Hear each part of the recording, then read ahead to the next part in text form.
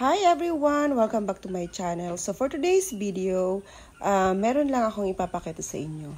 So this is about borrow load in GCash.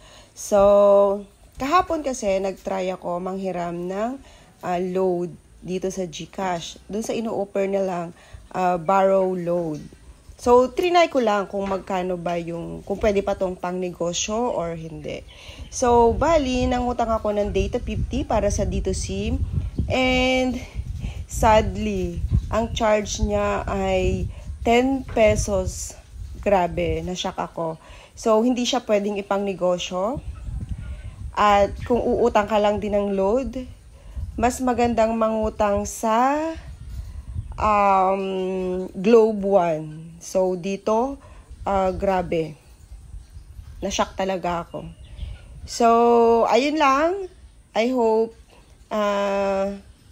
nakapag-bigay sa inyo ng kaalaman ng video ito.